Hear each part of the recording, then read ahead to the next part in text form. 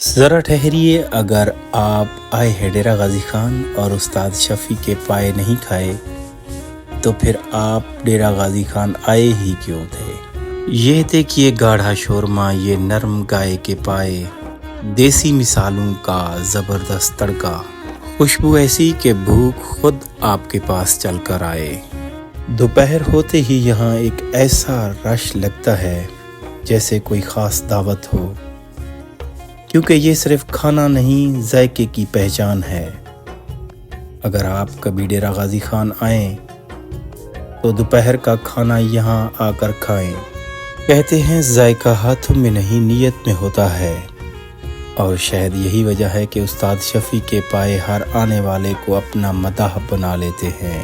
میں ہوں سلیم بلوچ، ملتے ہیں اگلی ویڈیو میں ایک اور لاجواب ذائقے کے ساتھ۔ اپنا خیال رکھیے گا، اللہ حافظ۔